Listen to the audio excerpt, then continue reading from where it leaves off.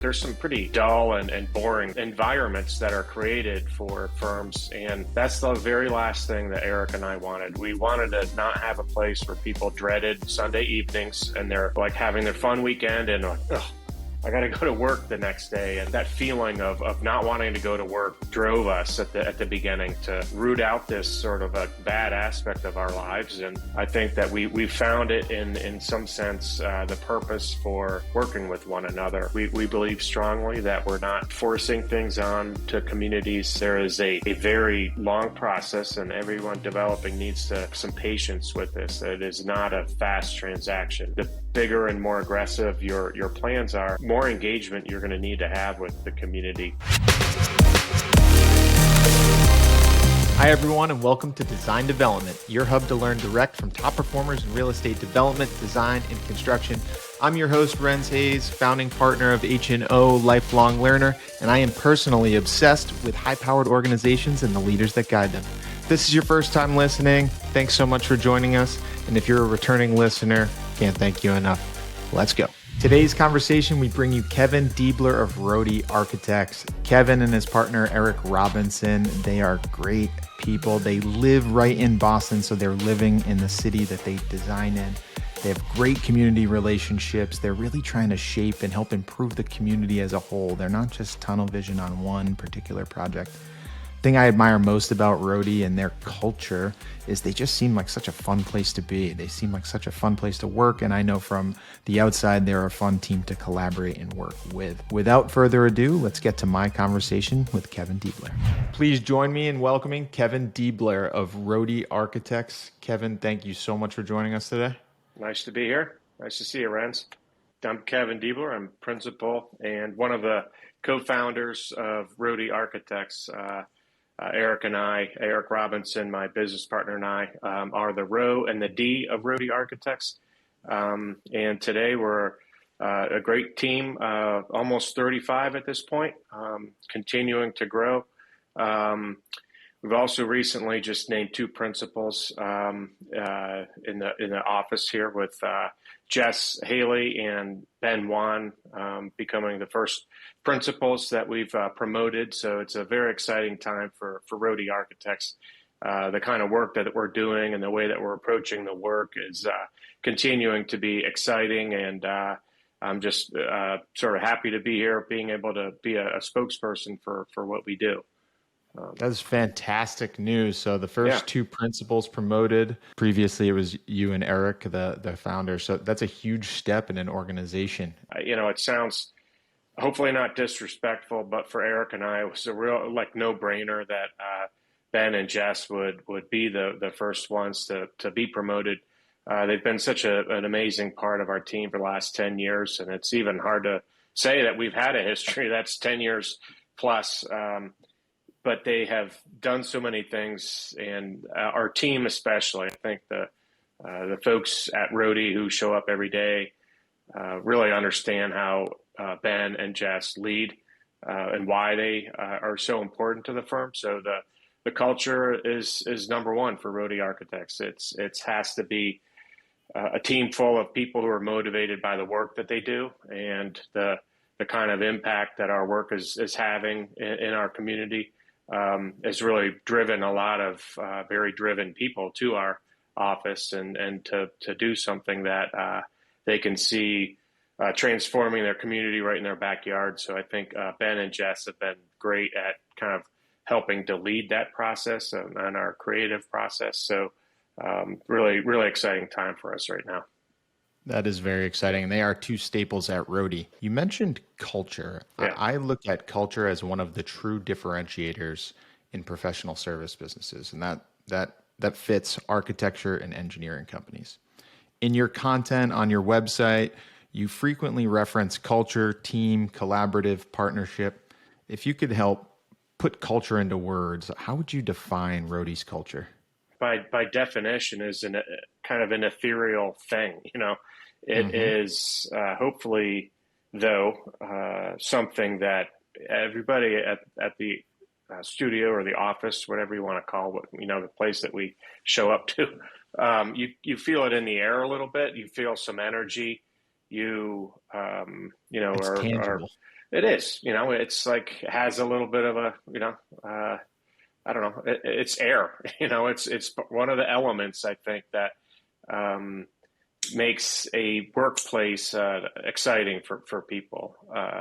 I've just probably my own history having gone through the process of getting started in your career.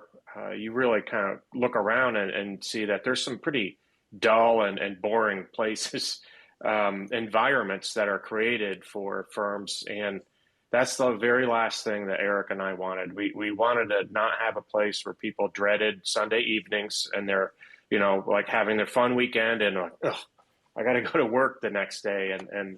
We purposely started the firm to avoid that moment in time in our lives was, for us, tangible. Like we were kind of like, maybe we have a whole bunch of different background and experiences, but like that feeling of not wanting to go to work on a Sunday night and getting ready for the day, I think drove us at the beginning to even find one another and say, let's do this and let's like root out this sort of a bad aspect of our lives. And I think that we found it in some sense, the purpose for working with one another.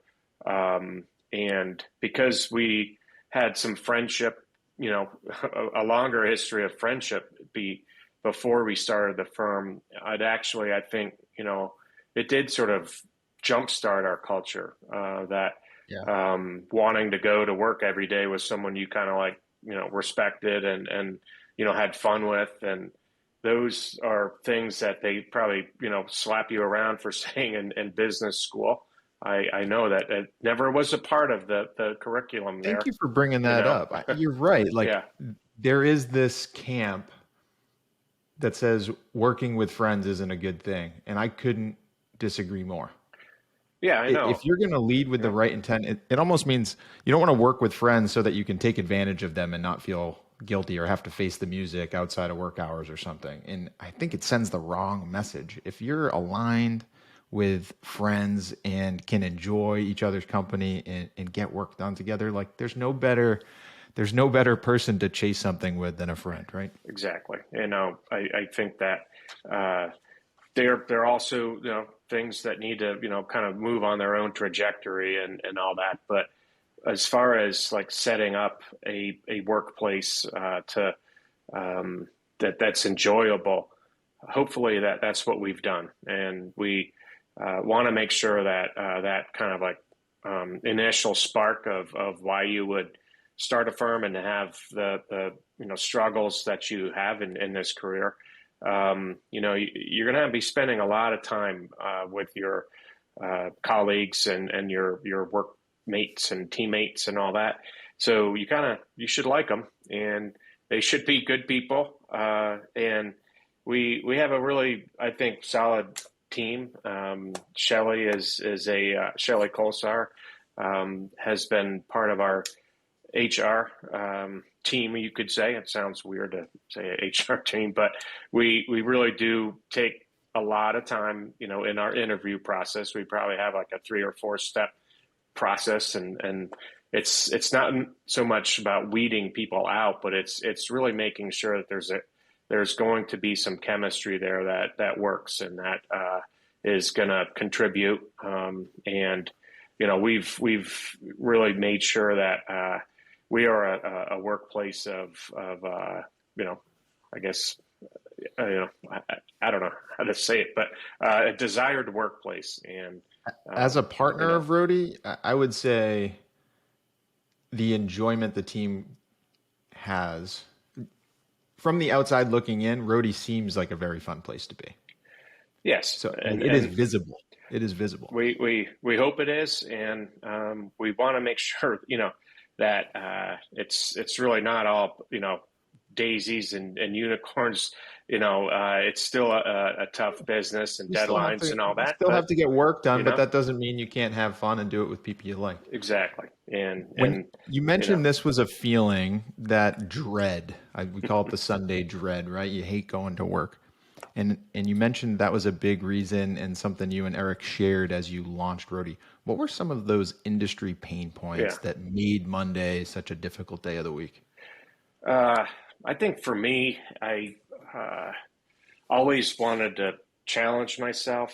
I have um, made sure that there was learning going on, and that there was creative freedom. I think for everybody, it's probably different, Hmm. and I have great experiences with different firms.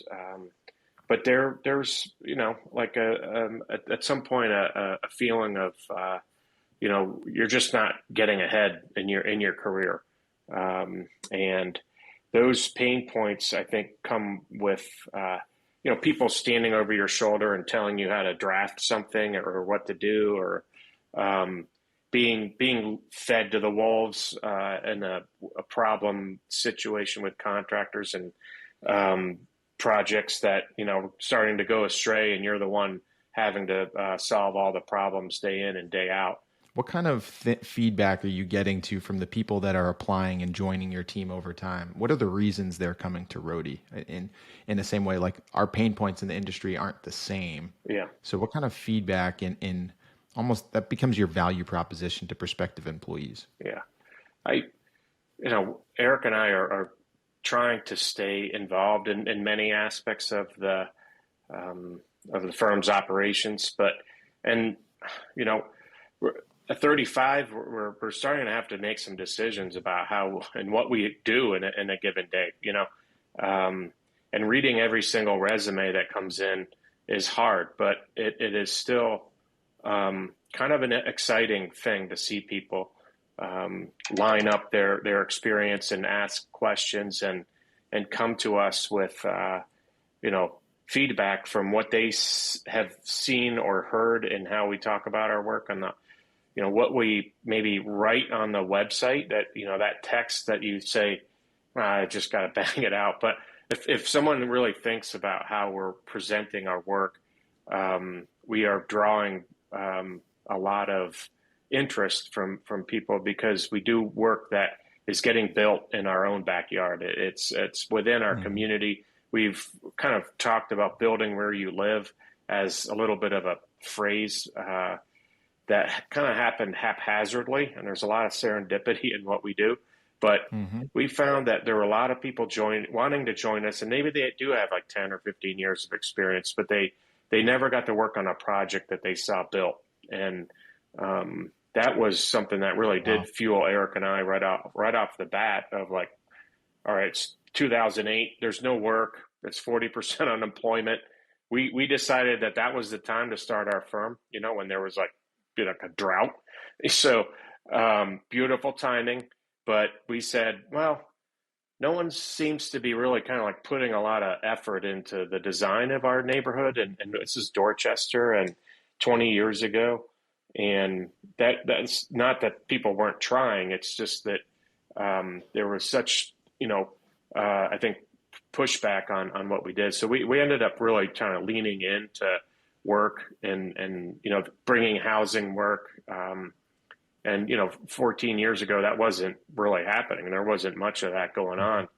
So we wanted to be kind of like the young new architects of Dorchester, and one thing led to another, and we started getting a lot of work in infill housing, and it has sort of grown to now like hundreds of units and multi-acre developments. But at the beginning, it really kind of like, I think people were drawn because they could see work that they would do built and bettering their community. And now that we have a few years under our belt, we will host these visits from architecture students that come up and tour Boston.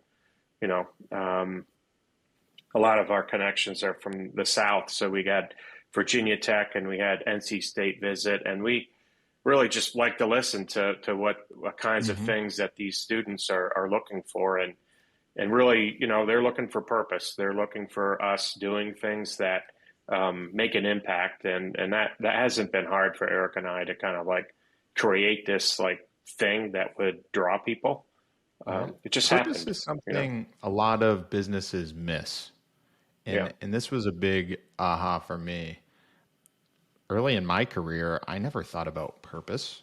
I just I was just always driven to do good work and to accomplish like the short-term goals, which would be building a building or Yeah. getting a building fabricated when I was in steel or designing a building and hitting the deadlines. But I didn't exactly have a clear purpose in why I was doing those things or why one project and not another type of thing.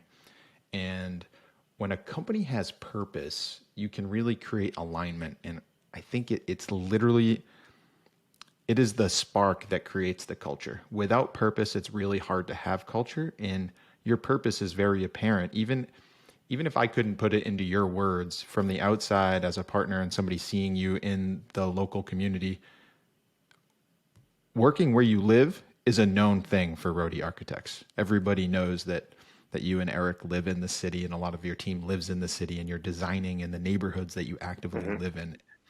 And you put the effort into thinking, you don't have tunnel vision on one project. You don't have tunnel vision on one development. And I think that resonates with the local community that gives you guys a lever. It becomes your value proposition because you have the relationship with the neighborhood that you're trying to make the entire community better, Yeah. not just this development. We hope so. And, it's certainly not that we go in and we just sort of like saunter through a community meeting. It's tough, and this is Boston, and people give you, everything that's on their mind, and every fear and every insecurity that they have about why change is going to come to their um, street corner. But I think that over time, as our typologies have grown too, it's more than just housing. I mean, there's kind of like a recipe for the community to react to housing right now, but Mm-hmm. so that's like a piece of what we do. But all the benefits that come with a development investment, um, some of it is what's going to happen on the first floor, and we've really spent a lot of time developing an expertise in hospitality, and that's certainly something that Jess Hayley does well, is these spaces for restaurants and lodging and the places where people come to connect and to have an Mm-hmm. experience. So that sense of impact and purpose has moved into these different typologies that we do. So like the hospitality piece is it's just cool to be designing places where people sit and have a meal and have a lot of engagement, a lot of eyeballs, a lot of butts in seats looking and being inside our spaces that we're designing. So it is all these little threads that are starting to kind of That's form out fulfilling of work. that. Yeah, And it can be critical to a neighborhood and absolutely the development. The amenities, the community space, like you said, a restaurant, a coffee shop, you know a convenience that store, like what does the neighborhood need? right. Because when you can do those things well, it becomes more of a draw for the people that live in the building and adjacent to the building. Yeah, and I look at it like I see our interior design department having like a good time, and they're getting wined and dined by the vendors, and all the stuff that they do is so Hmm. colorful and kind of like it's like I was thinking about the other day. As a structural engineer or an architect, you have to spend a lot of time on those dimensions and the framework for whatever it is, but once you kind of you have to still deliver like a soul to that building, and that's what I think that our team and not only just as interior designers, but the materials that we select, you kind of have to like give that sort of structure a little bit of soul and meaning, and that's what I think we try to do, and make it fun and exciting to have these kinds of buildings and spaces developed in the city, and it's starting to branch out in throughout New England, and we're finding that everywhere it's needed. It's not just deep urban locations. It's people are really kind of making the most out of their interactions with one another, Hmm. because we're kind of in a weird time right now. But Working, designing, and developing in Boston, the neighborhood committees have a lot of say in what does and doesn't get built, and really have, like you said, they have opinions, whether Yeah. there's a wide range of opinion on what should happen in a development, and not all of them are feasible, but you still have to make sure they're heard and try to accommodate as many people as possible. How has the development process or the neighborhood process really changed over the last 10 years? Has it been pretty consistent? Has it gotten more difficult? A little bit easier. I actually think that the pandemic has created an ability to touch more people and have bigger conversations by putting some of the community meetings on Zoom. You open it up, and hopefully everyone has the technology that allows them input, and you can have a little bit more of a direct conversation with who is at large. And so I think that the technology and the pandemic in that sense has made it easier. I do though think that there's a little bit of fatigue with community groups and even development at large. Like Boston has had a historic building boom. It went on for a long time, probably like 8 years longer than people were predicting it would, or close to 10 years longer. Everyone was like, well, this is a cycle and it'll end. But sure enough, there's not enough housing to have people live affordably. And we had a building boom, and there's still not enough housing. And it's asymmetrical how some of the housing is affecting people. And it's making some people's lives better, but not everybody. And I think that we're just making sure that, our design work is still a positive impact in the community. We believe strongly that we're not forcing things on to communities. There is a very long process, and everyone developing needs to kind of have some patience with this. It is not a fast transaction. The bigger and more aggressive your plans are, the more engagement you're going to need to have with the community. And we like to think that we're still on the side that is really making compromises between development goals and the community, and the way that the community is seeing the potential impact. So I think that we, through our years of experience, have tried to shorten that and make that conversation happen quicker, and make sure that both the development and the community understand how to win in this situation. It's quite a value proposition if you're in tune and understand the neighborhood communities that you're dealing with. You're increasing the likelihood that you can get through that portion of the approval process faster.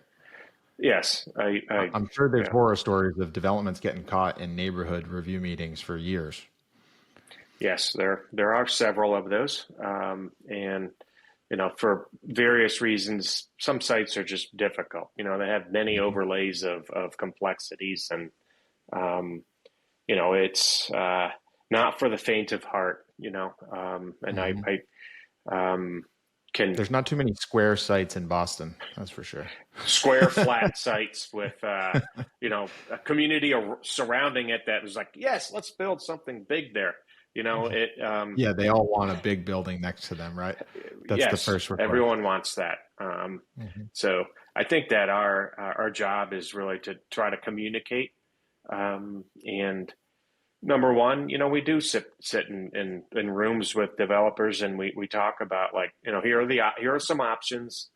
And the most, we always will show what's the most this site could sustain and house.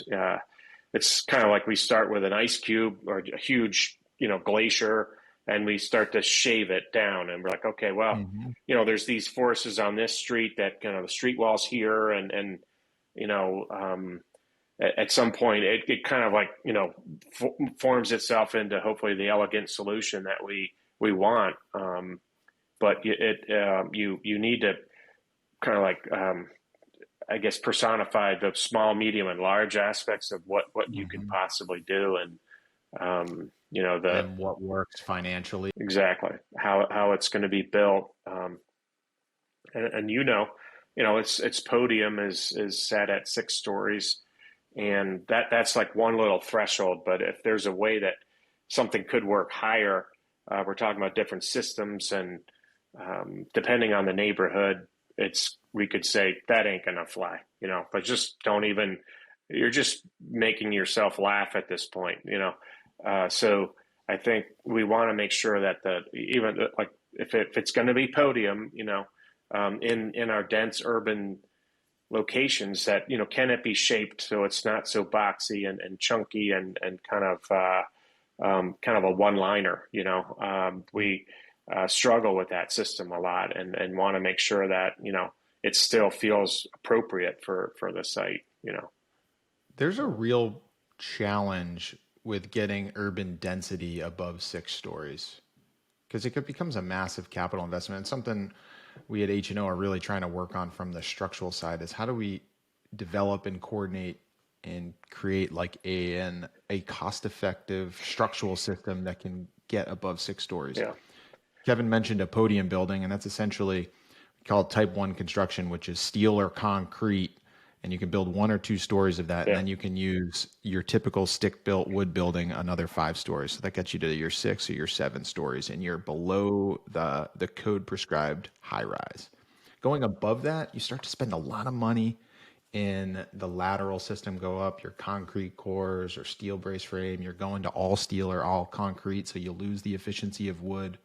The new systems are light gauge and mass timber, but we're still waiting for supply to increase to where there's a competitive sub base so that we can get by that risk.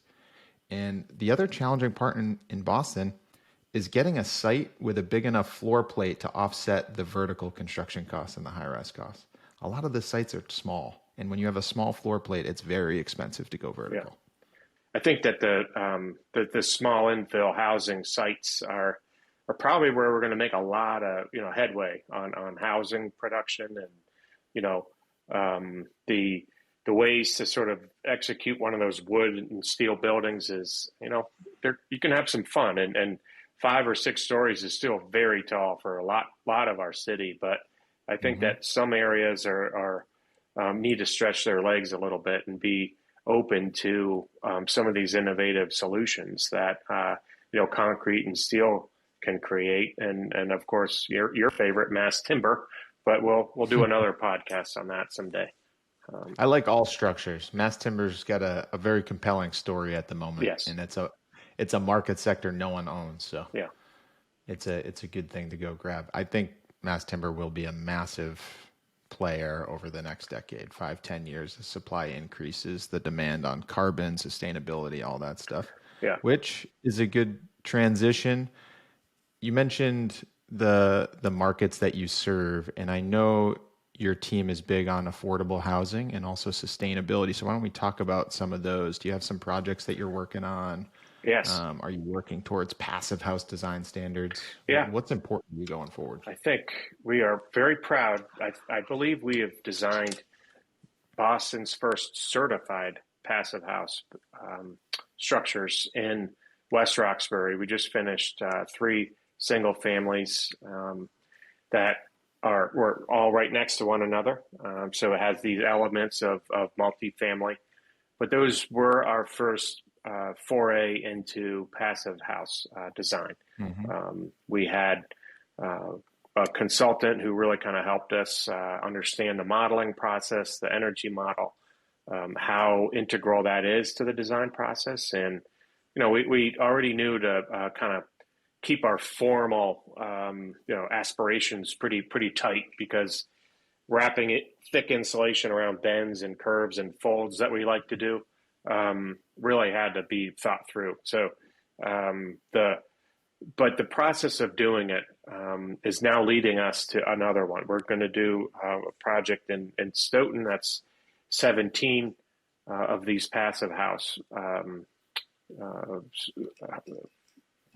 projects and houses that are on a pretty interesting site with a lot of ledge on it. So, but we're also seeing passive house applied to multifamily. And it's actually a little bit easier because you can spread the costs out over the whole course of the technology of the building envelope. There's so much analysis at our fingertips. There's so much use of data. And it's, I know that Hayes and O'Neill always was a Revit firm, and we were excited that we would be able to use this. That I just said, it's a software that helps us design it in real time. It's got 3 dimensions to it, and it is basically constructing, your buildings in a digital model and getting all the information out of it. So we're just adding on the energy consumption into that process and learning from it and trying to design and optimize our layout and early phase work in a way that's going to achieve a very low energy use throughout the life of a building. And these projects that we did in West Roxbury, they were sold and closed on at the end of the year last year, maybe September, October. They didn't turn their heating system on until the middle of January. One owner said that they were going to try to go the whole winter without doing that. And that was a little bit of an aggressive challenge, but they got hit with a cold front late January. Well, yeah, and I think that soon he ran out of money buying sweaters, but I think that they were very they just enjoyed the process of coming and home and being warm when it was a cool day, and there's just the quiet inside a passive house is also very underrated. The ability to get a little slice of quiet in your urban life is actually a human condition that there's probably like a whole, again, psychological podcast we could do. But when you can sort of seal off the environment and have your peace and your thermal climate controllable, it is a good recipe for living. So, wow, yeah. I'd never thought of that value piece of going passive house because the exterior envelope becomes so tight and so well insulated. You're probably going to triple pane windows, and all of that detailing actually helps mitigate sound from the outside. And what a benefit that is in an urban environment. Yeah, no, we felt it during the construction and visiting these sites, construction sites, and what it's like to go on a construction site. It's windy and somewhat dangerous, but like when you get in there and it's quiet and it's cool, or on a hot day, it's pretty special. It was a nice discovery. Is that something developers and other designers, is that something we can achieve economically at the moment? I believe so. And we did a little bit of work early on. We had a relationship with a developer, someone who I think he's ended up going off in this direction, but we were really concerned about the amount of density and poorly built, dense buildings. Hearing your neighbor is just horrible, and it's like you come home and you want to rest and you're hearing whatever. And so he developed a product that was very inexpensive with like a plywood and neoprene for use in buildings like this. And we put that on a project near the MBTA right away, and it succeeded. So there is some economical solutions to it. It's not just all adding, an extra 12 inches of concrete in between each room. It's there's pretty elegant and lightweight solutions to the acoustics. So it could be something. A perspective I've been sharing, I look at what I expect to be coming from the state, from the federal government, of expectations to design to passive house standards and beyond, to be net zero carbon. I see a huge risk in existing buildings, like the requirement to update existing buildings in the future when you go to renovate them, even if it's just cosmetic and turnover of tenants. When you start to get to level 2 or level 3 alterations, I think it's very possible or probable that they're going to start requiring an update of the exterior wall assembly to be more energy efficient. And I think that's a huge cost that could come to existing building owners. So if I were developing new now, in the conversation I try to have, if you can do it economically now to eliminate that risk, that could potentially have a very good return on that investment over the long term. If you're holding for 5-10 years, you make sure you're future proof to that increase in energy expectation. Yeah, I think it's the public has to not see it as this huge incursion of regulation, and you go and want to occupy a building that is older, and if you are a land owner and building owner, you should think about that factor and start to engineer your own depreciation or however you squirrel away maintenance budgets. It is something that is going to be a very important factor to society is going to be demanding that I am going to be buying an energy efficient home or building or apartment or office space, and that I just don't see an investment towards that as a waste right now. I feel that it's not just it's kind of like European fad that's being overlaid to a select few. It's a real thing, and the amount of corporate focus on this and the ESG platforms and all that, I think that the sooner businesses and like ours can get good at this kind of thing, we'll be ahead of the game, hopefully. I want to turn to partnership. Partnerships aren't easy. You're friends with your business partner, Eric. You've been for 17 years. You guys have been partners, I think is the number. What are the keys to a successful partnership?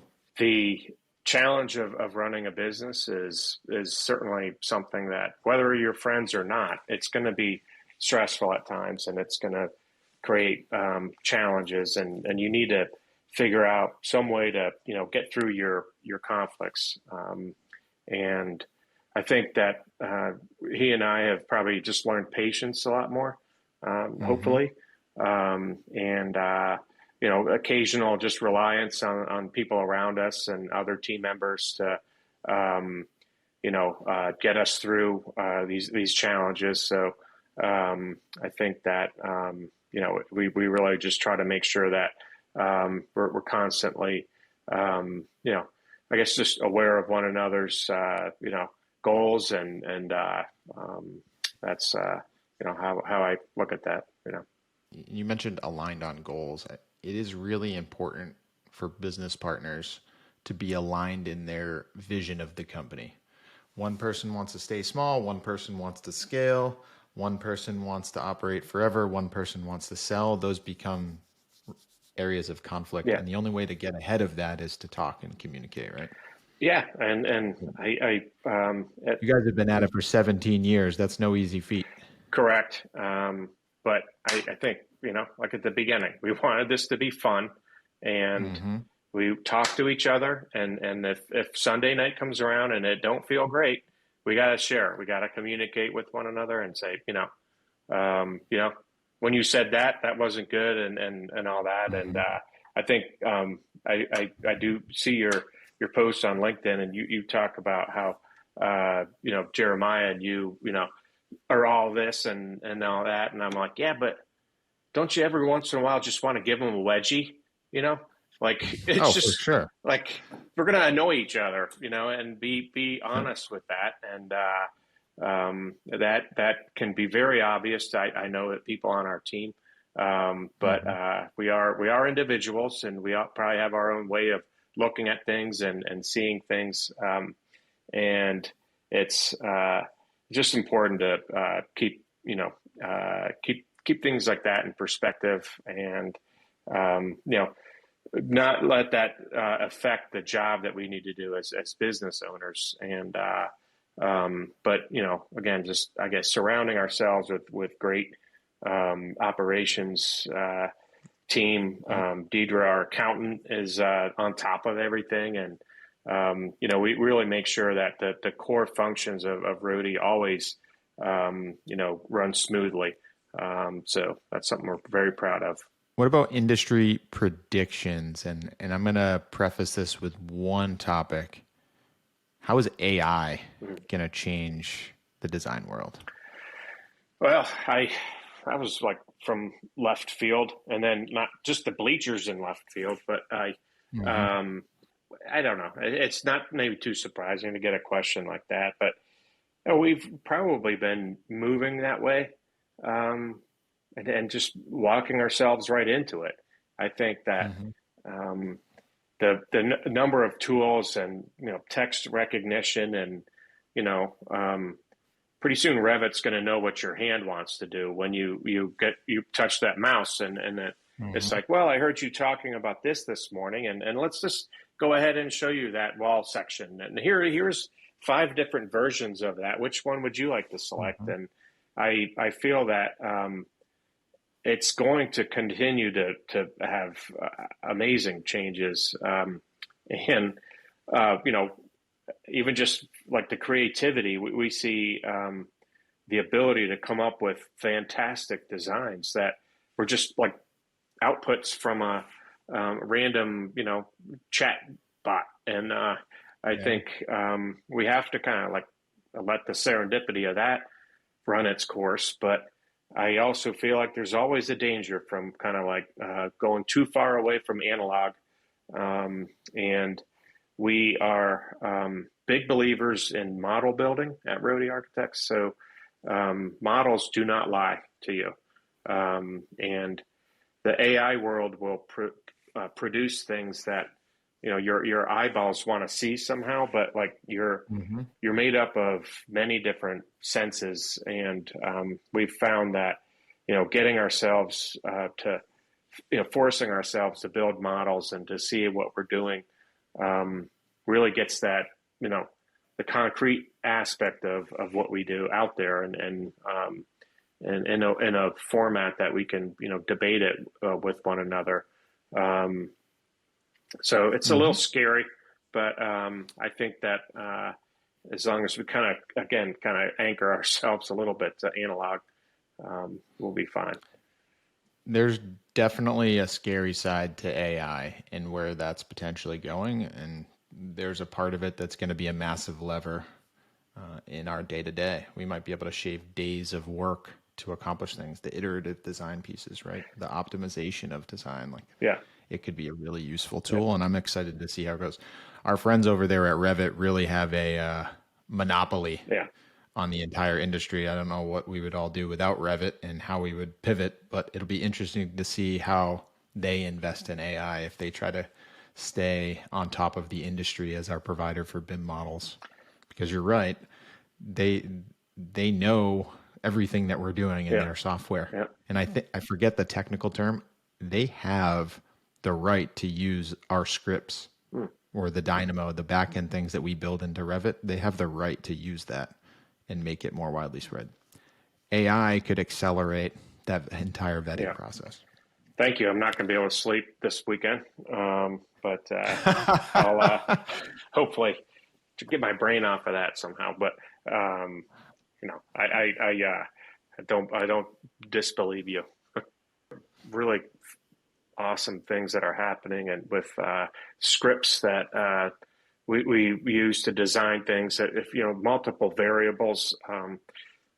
Again, as you're if you're in control of it and you kind of accept some of the outcomes and can prevent some of the dangers and from the worst things to happen, then maybe we'll be all right. We'll close out today with 2 questions that I always ask. Do you have a top book or podcast that you would share with our community? Wouldn't be a podcast necessarily, but in the analog discussion, I read the Wall Street Journal every day.